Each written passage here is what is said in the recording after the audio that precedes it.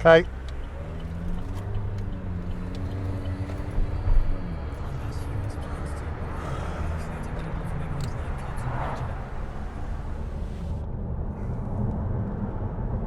So what an amazing place that was, absolutely unbelievable. It's now 12 o'clock, so about 8 hours left. Hopefully 4 more locations to go, although one of them's only a little pull up and shoot one. And yeah, it's just been absolutely brilliant. But the roads were a bit ropey on the way down, a little bit dicey, very single track and a lot of pulling up and reversing, and I nearly hit a wall, but don't tell my wife. Anyway, on to the next location now, which is about 30 minutes away, 20 miles away, 30 minutes away. So I'll give you a shout when we get there.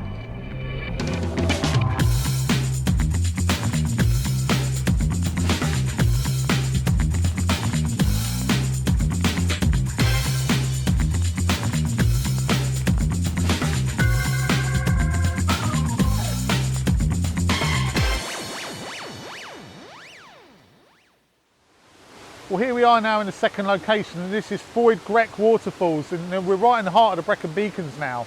And there's this waterfall here, which is pretty fantastic, and then there's another one above the bridge, so there's actually 2 for the price of 1 here, which is really good. And the other good thing is that I didn't have to climb down a sheer rock face to get here like I did with the one yesterday, so that's an added bonus as well. This looks absolutely great, so I think what I'm going to do now is I'm going to get some photos.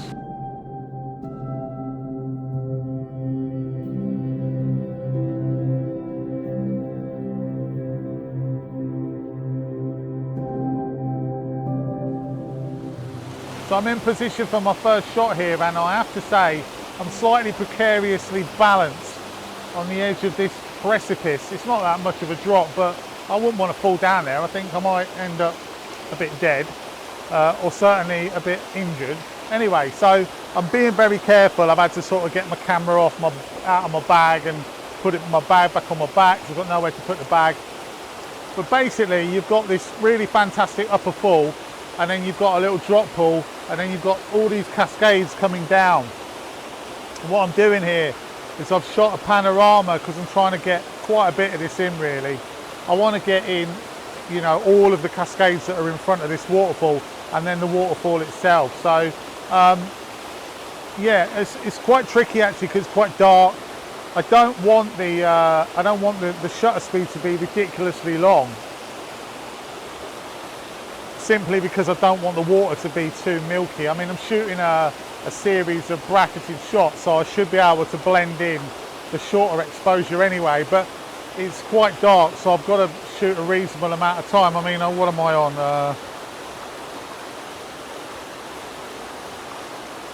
Well, just taking a shot apparently. Yes, 2 seconds. I'm shooting 2 seconds at f14.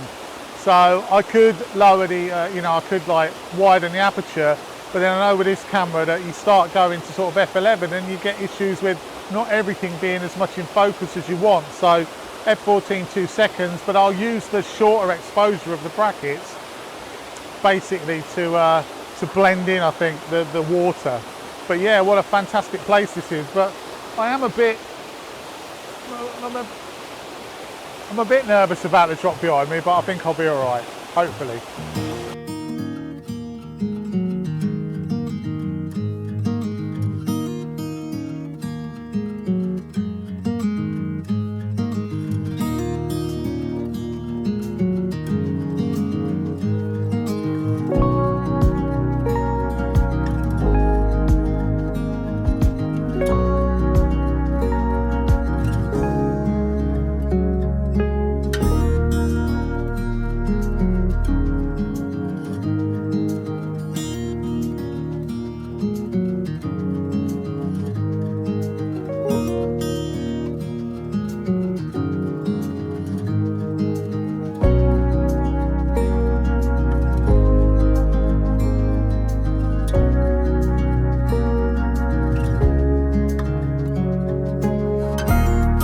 So I've moved up much closer to the waterfall now, and I feel a lot happier. I'm on safer ground. I'm like, yeah, this is great. I can just stand here and I'm not going to fall off anywhere. So anyway, basically what I've got here, I really like these mosses. There's these mosses on this side wall and they're absolutely beautiful. And so what I'm doing is I'm just shooting another panoramic image and I'm sweeping round from the mosses on the left, past the waterfall, to a lovely bit of light on the far wall as well. Obviously the sun's coming in sort of this way and it's shining on that, or giving some nice light to that side. So yeah, panoramic, sweeping around, again having to shoot again at quite long exposure times, but that's okay because I think this kind of works with it anyway. So yeah, but really lovely. These mosses are just like really good. And also there's some little splashes of lighter leaves, like ivy leaves, I think, that are just sort of sitting on the wall and just above. I think they'll really add something to the shot as well.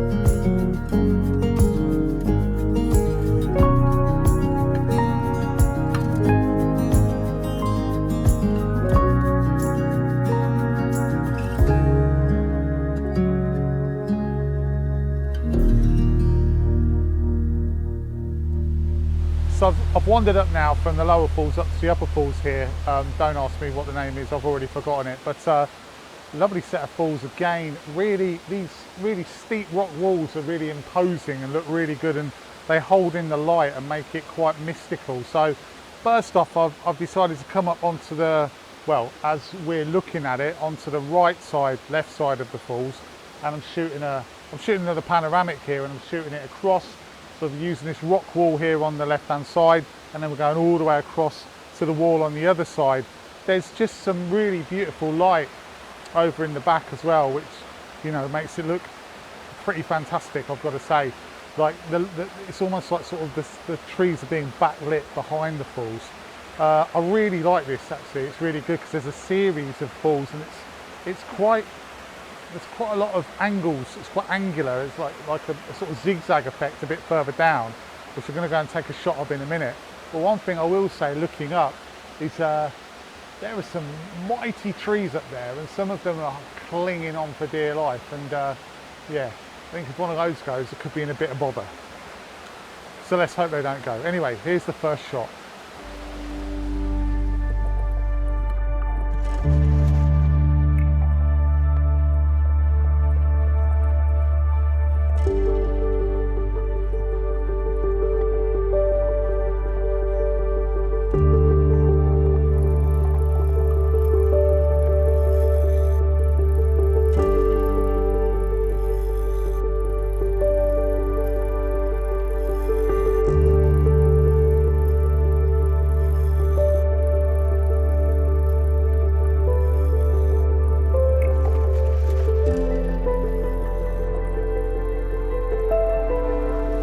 So yet again I find myself standing precariously over the edge of something quite close.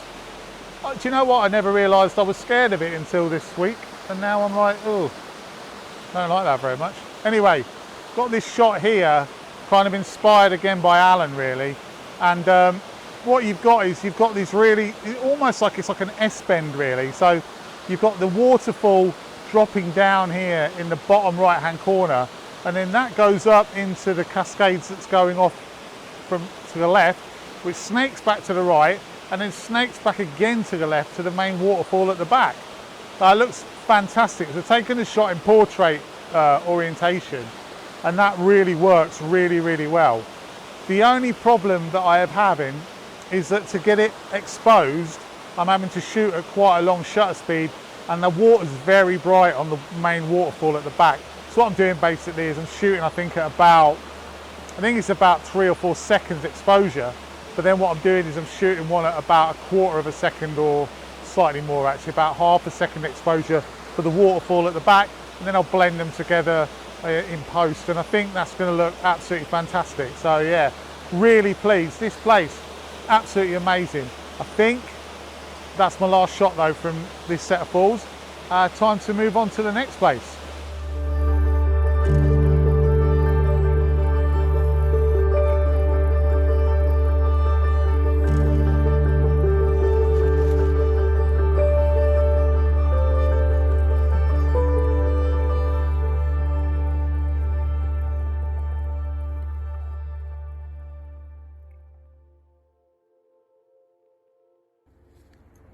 He's going, you know. I am going.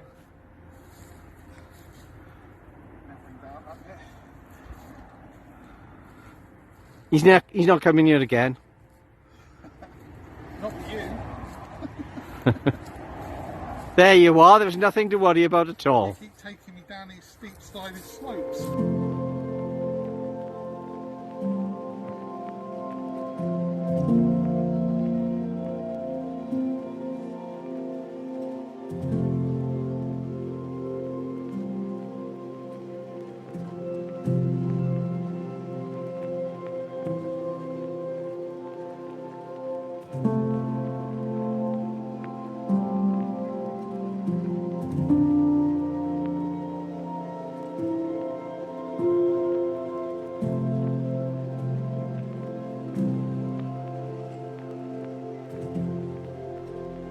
So 3:30, which means I've got 4.5 hours left, and this is stop number 3 on the day, and I think stop number 7 of the trip so far.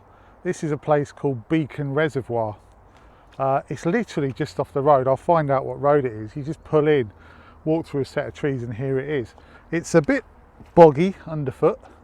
It's a bit of a difficult, well, it's not difficult, is it really? It's a bit of a boggy walk round, but you need to walk round because this little inlet here, because basically what I'm doing is I'm taking a photo of these trees that are on a little island out in the reservoir, but this little inlet here is secluded, so you're not getting many waves, hence you'll get better reflections.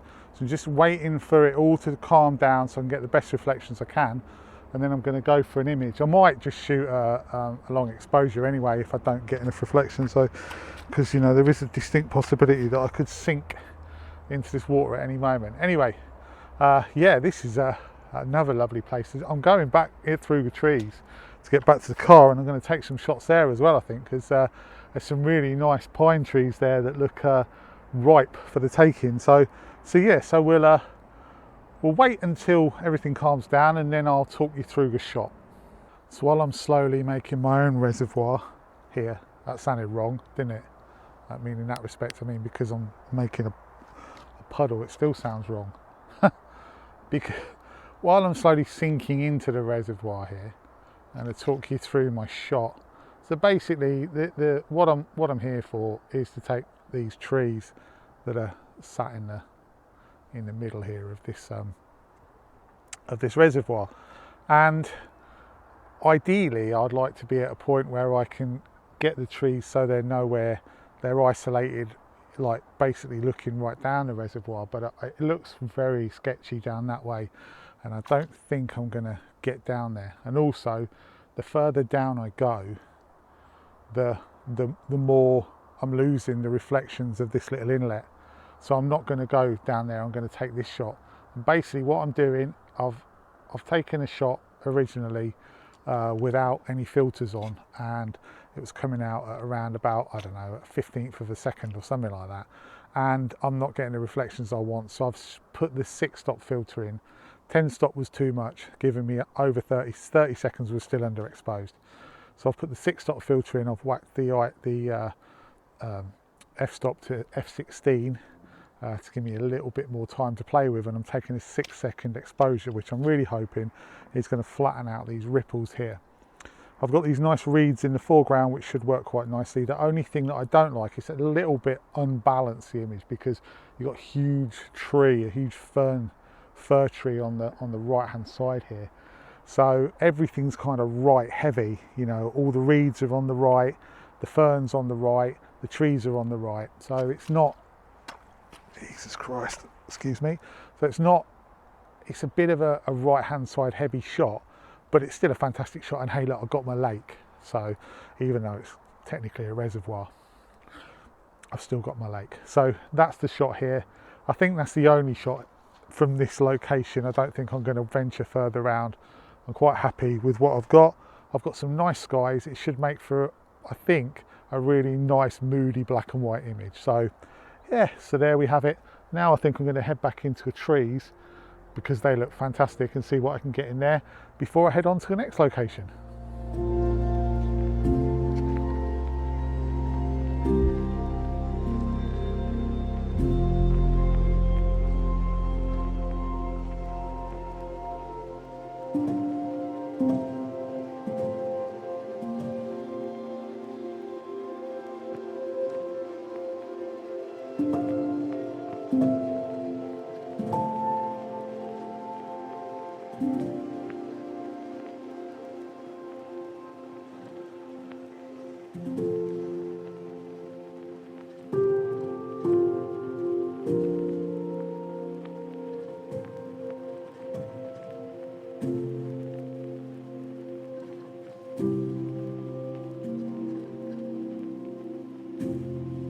So I've made my way back up from the reservoir's edge through the marshlands, and I'm in this lovely little pine forest here, which has been ruined by people, you know, leave no trace. Obviously they don't give a shit, chop down trees and then just burn them all and leave the shit for everyone else to deal with.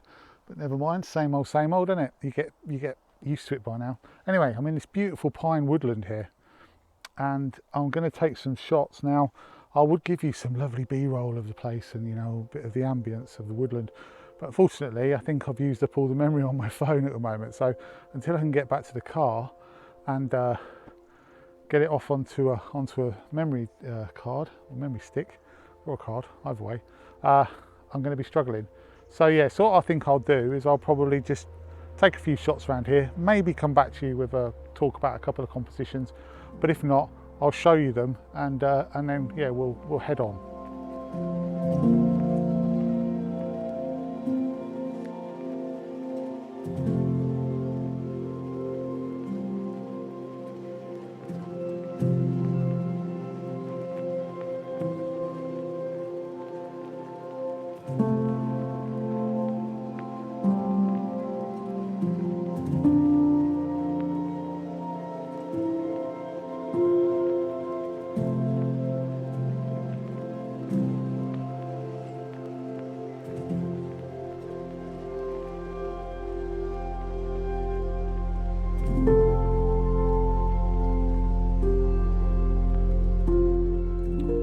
Okay, so it's now 4:45, which leaves me 3¼ hours left of the challenge. And the next place that I want to go to is an 1.5 hour drive away. So that means I'll only have an hour and a bit there, probably less when you consider that it might take me a bit longer to get there. So I think I'm going to call it here. What have we got? Let's tally up. So we got a waterfall, 2. We've got woodland, 2. We've got dereliction with the castle. We've got architecture with the windmill. We've got a lake. We've sort of got a mountain in, sort of, if you count the sugarloaf in the very far distance in that tree shot. Oh, we didn't get a seascape. Kind of didn't get any wildlife. Well, didn't get any wildlife, but I did get that toad. Did get that toad on camera, so you know that could be my wildlife. But this place, South Wales, it's got an awful lot, and also if you know where to go, it's got an awful lot in a very small area. So it's somewhere I'll definitely be coming back to. I want to say a big thank you to Alan Coles again for all of his help, and I'll pop a link to his channel again so you can go check it out, and please do go check it out. He's a fantastic photographer, far better than me, to be honest. Yeah, it's been brilliant. So thanks ever so much for watching this little series again. Probably be out next time, just doing something a bit more normal. And yeah,